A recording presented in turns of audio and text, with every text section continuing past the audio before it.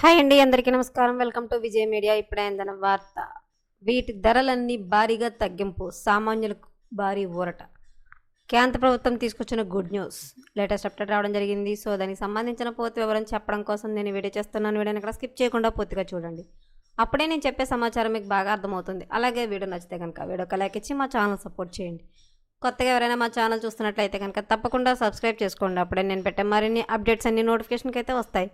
అలాగే వీడియోని లైక్ చేయడం వల్ల వీడియో కొంతమందికి రీచ్ అయ్యే ఇన్ఫర్మేషన్ మరి కొంతమందికి అయితే రీచ్ అవుతుంది. సో లేట్ చేయకుండా వివరాలు ఏంటో చూద్దాం. పశ్చిమ ఆసియాలో యుద్ధ మేఘాలు కమ్ముకున్న, అంతర్జాతీయంగా అనిశ్చిత నెలకొన్న భారతీయ వంట గదిలో నిలకడ కనిపిస్తుంది.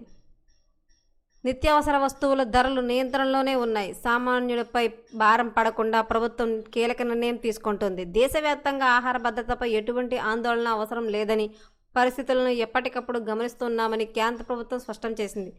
అంతర్మంత్రిత్వ శాఖల సమావేశంలో వినియోగదారుల వ్యవహారాల శాఖ అదనపు కార్యదర్శి అనుప్ మిశ్రాతో మాట్లాడుతూ, ప్రపంచవ్యాప్తంగా అనిశ్చిత నెలకొన్న నేపథ్యంలో దేశంలోని ఆహార భద్రత పరిస్థితిపై కేంద్రం నిశితంగా నిఘా ఉంచిందని పేర్కొన్నారు.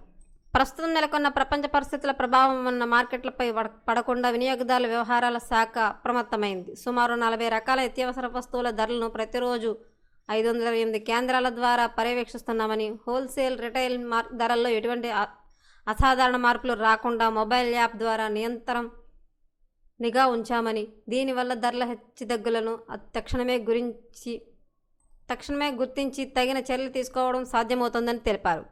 పప్పుధాన్యాల విషయానికి వస్తే గత ఏడాదిలో పోస్తే ఈసారి ఉత్పత్తి మెరుగుపడింది. ప్రస్తుతం ప్రభుత్వం వద్ద 28 లక్షల టన్నుల బఫర్ స్టాక్ అందుబాటులో ఉంది. కంది మినపప్పులు దిగుమతులను 2027 మార్చి వరకు ఉచితంగా కేటగిరీలో ఉంటాయి. దీనివల్ల మార్కెట్లో పప్పుల కొరత ఏర్పడకుండా తగినంత సరఫరా ఉండేలా చర్యలు తీసుకున్నారు. నిల్వ పెరగడం వల్ల ధరలు అందుబాటులో ఉంటాయని అధికారులు భావిస్తున్నారు.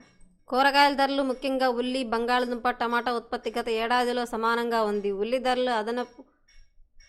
ధరలు అదుపు తప్పకుండా ప్రస్తుతం ఇప్పటికే బంపర్ స్టాక్ సేకరణను ప్రారంభించింది. సరఫరాలో ఎటువంటి ఇబ్బందులు లేవని ప్రభుత్వం ధీమా వ్యక్తం చేస్తోంది.